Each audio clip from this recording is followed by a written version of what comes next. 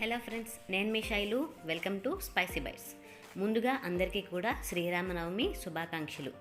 ఈ నవమి రోజు దేవునికి ప్రసాదంగా పానకం, చలివిడి అలాగే వడపప్పును నైవేద్యంగా పెడతారు. అయితే ఈ ప్రసాదాల వెనక ఒక కారణం కూడా ఉంది. నవమి రోజు ఈ ప్రసాదాలు అందరికీ పంచిపెడతారు. అలాగే దీని వెనక ఒక ఆరోగ్య రహస్యం కూడా ఉంది. వేసవిలో వడపప్పు, పానకం ఇలా ప్రసాదం రూపంలో తీసుకోవడం వల్ల ఆరోగ్యంతో పాటు ఒంటికి చలవ కూడా చేస్తుంది. ఇప్పుడు ఈ ప్రసాదాలను ఎలా తయారు చేసుకోవాలో చూసేద్దాం. ముందుగా వడపప్పును ఎలా ప్రిపేర్ చేసుకోవాలో చూద్దాం. దీనికోసం ముందుగా ఒక బౌల్ తీసుకొని ఇందులో 1 కప్పు వరకు పెసరపప్పును వేసుకోవాలి. ఈ పెసరపప్పులో కొద్దిగా వాటర్ని వేసుకొని 2-3 సార్లు బాగా కడుక్కోవాలి. ఇలా కడిగిన తర్వాత వాటర్నంతా వంపేసుకోవాలి. ఇప్పుడు ఇందులో మరికొద్దిగా వాటర్ని యాడ్ చేసుకొని ఈ పెసరపప్పుని ఒక 2 గంటల పాటు బాగా నానబెట్టుకోవాలి.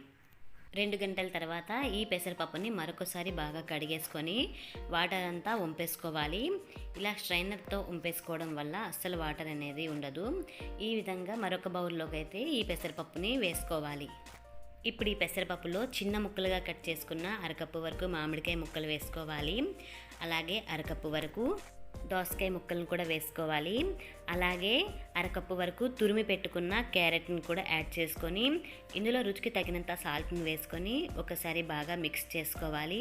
ఈ విధంగా చేసుకొని దేవుడికి నైవేద్యంగా పెట్టవచ్చు. అలాగే మన హెల్త్కి కూడా చాలా మంచిది. ఈ వడపప్పు అయితే మన ఒంటికి చలవ కూడా చేస్తుంది. ఈ వడపప్పుని మరొక బౌల్లోకి తీసుకొని పక్కనైతే పెట్టుకోవాలి. ఇప్పుడు చలివిడిని ఎలా తయారు చేసుకోవాలో చూద్దాం. ముందుగా ఒక మిక్సీ జార్ తీసుకొని ఇందులో 1 కప్పు వరకు బియ్యం పిండిని యాడ్ చేసుకోవాలి. ఇందులోనే ఏ కప్పుతో అయితే బియ్యం పిండిని తీసుకున్నామో అదే కప్పుతో 1/2 కప్పు వరకు బెల్లాన్ని యాడ్ చేసుకోవాలి. ఇందులోనే 1/2 కప్పు వరకు యాలకుల పొడిని యాడ్ చేసుకోవాలి. అలాగే 1 టీ స్పూన్ వరకు నెయ్యిని యాడ్ చేసుకోవాలి. మీరు యాలకుల పొడికి బదులు యాలకులను కూడా యాడ్ చేసుకొని దీని మొత్తాన్ని గ్రైండ్ చేసుకోవాలి. ఇలా గ్రైండ్ చేసుకోవాలి. ఇది కొంచెం పొడి పొడిగా ఉంది కాబట్టి ఇందులో కొద్దిగా వాటర్ని వేసి మరొకసారి గ్రైండ్ చేసుకోవాలి. మీరు ఒకవేళ తడి బియ్యం పిండి యూస్ చేసినట్లయితే ఇందులో వాటర్ వేయాల్సిన అవసరం లేదు. నేను ఇక్కడ పొడి పిండిని వేసుకున్నాను కాబట్టి కొద్దిగా వాటర్ని అయితే యాడ్ చేసుకున్నాను.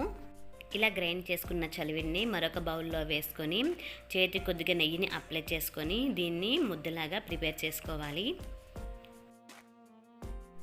చూసారు కదా, ఎంతో ఈజీగా చలివిడి అయితే రెడీ అయిపోయింది. దీన్ని మరొక బౌల్లోకి తీసుకొని పక్కన పెట్టుకోవాలి. ఇప్పుడైతే పానకాన్ని తయారు చేసుకుందాం. దీనికోసం ముందుగా ఒక బౌల్ తీసుకొని ఇందులో 1 గ్లాస్ వరకు వాటర్ని యాడ్ చేసుకోవాలి. అలాగే ఇందులో 1 కప్పు వరకు తురిమి పెట్టుకున్న బెల్లాన్ని యాడ్ చేసుకోవాలి. దీన్ని ఒక అరగంట పాటు పక్కన పెట్టేసుకుంటే బెల్లం అంతా కరిగిపోతుంది. చూసారా, ఈ విధంగా బెల్లం అంతా కరిగిపోయింది. ఇప్పుడు దీనిలో 1/2 టీ స్పూన్ వరకు యాలకుల పొడి, అలాగే 1/2 టీ స్పూన్ వరకు మిరియాల పొడిని యాడ్ చేసుకొని దీని మొత్తాన్ని మరొకసారి బాగా కలుపుకోవాలి. మీరు కావాలి అంటే యాలకులను అలాగే మిరియాలను దంచి కూడా వేసుకోవచ్చు. ఇలా మొత్తం కలుపుకున్నాక ఈ పానకాన్ని ఒక స్ట్రైనర్తో మొత్తం కూడా వేరొక బౌల్లోకి వడబోసుకోవాలి. ఇలా వడబోసుకోవడం వల్ల బెల్లంలో ఏవైనా డస్ట్ పార్టికల్స్ ఉంటే మొత్తం కూడా బయటికి వచ్చేస్తాయి. ఇప్పుడు చివరిలో ఇందులో కొన్ని తులసాకులు వేసుకొని మొత్తం కలుపుకోవాలి. దీన్ని నైవేద్యంగా పెట్టడం కోసం ఒక చిన్న గ్లాసులోకి అయితే వేసుకుంటున్నాను. ఇంతేనండి, పానకం అయితే రెడీ అయిపోయింది. చాలా సింపుల్గా వీటిని అయితే మనం ప్రిపేర్ చేసుకొని దేవుడికి నైవేద్యంగా పెట్టవచ్చు. మీకు ఈ వీడియో నచ్చితే లైక్ చేయండి. అలాగే మీ ఫ్రెండ్స్కి, రిలేటివ్స్కి షేర్ చేయండి. అలాగే మరిన్ని వీడియోస్ కోసం నా ఛానల్ని సబ్స్క్రైబ్ చేసుకొని పక్కనే ఉన్న బెల్ ఐకాన్ని క్లిక్ చేయడం వల్ల నేను పెట్టే ప్రతి వీడియో మీకు నోటిఫికేషన్లో వస్తుంది. Thank you for watching.